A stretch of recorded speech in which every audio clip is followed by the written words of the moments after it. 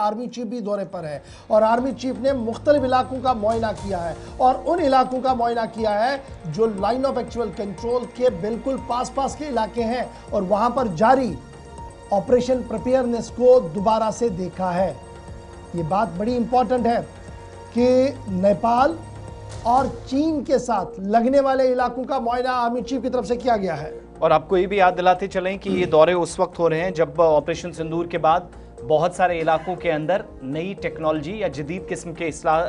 जो आलात हैं उनका इस्तेमाल न सिर्फ हो रहा है बल्कि तवज्जो काफ़ी ज़्यादा दी जा रही है। कल भी हमने रोबोटिक्स का इस्तेमाल या नई टेक्नोलॉजी का इस्तेमाल कैसे सरहदी इलाकों में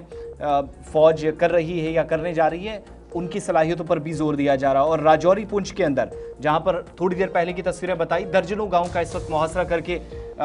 तलाशी कार्रवाइयां चल रही है। तो इंटीरियर हिस्से वाली बात है, लेकिन सरहद पर सरमा से कबल हर बार की तरह इस बार भी उन्हीं खदशात का इजहार किया जा रहा है कि ऑपरेशंस थोड़े इंटेंसीफाई किए जाएं जब सरहद पार से दरअंदाजी की कोशिशें हो रही हैं। और इतलात ये हैं कि कबाऊ रेजिमेंट के जिम्मेदारान से भी, अफसरान से और मकामी लोगों से,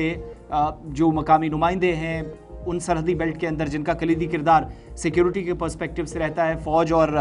पुलिस के साथ बॉर्डर विलेजेस के अंदर बहुत हद तक इन लोगों की तरफ से तालमेल को माजी में यकीनी बनाया गया है। मिलिटेंसी मुखालिफ ऑपरेशंस जब चले उन इलाकों के अंदर तमाम लोगों से मुलाकात का भी एक सिलसिला चला है और फौजी सरबराह की जानिब से जहां जवानों का हौसला बढ़ाने की कोशिश हुई, वहीं ऑपरेशन सिंदूर के बाद अगली कार्रवाई के लिए तैयार रहने की तरफ भी इशारा दिया गया, जब पहले ही तीनों अफवाज के सरबराहान की जानिब से इस बात की तस्दीक की जा चुकी है कि ऑपरेशन सिंदूर का दूसरा हिस्सा अगर कोई भी शरारत सरहद पार से होती है तो मौसर तरीके से जवाब दिया जाएगा। तो तैयारी पूरी तरीके से रहे। प्लस सिर्फ पाकिस्तान नहीं बल्कि नेपाल और चीन के साथ लगने वाले सरहदी बेल्ट या इलाके प्लस दीगर हिस्सों में जिन इलाकों में सबसे ज़्यादा मुश्किलात रही, खासतौर से फॉरवर्ड एरियाज़ के अंदर, वहाँ पर कैसे इन चैलेंजेस से निपटने के लिए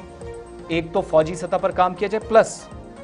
जदीद आलात या टेक्नोलॉजी पर फोकस हो। और कम से कम वो जो कल हम आपको एक खबर बता रहे थे कि रोबोटिक्स का इस्तेमाल भी बहुत सारी जगहों पर हो गया है, आईबी पर, एलओसी पर, उस काम के साथ साथ इन ऑपरेशंस को मजीद वसअत दी जा सके, ये इकदाम जारी रखने पर जोर दिया गया है।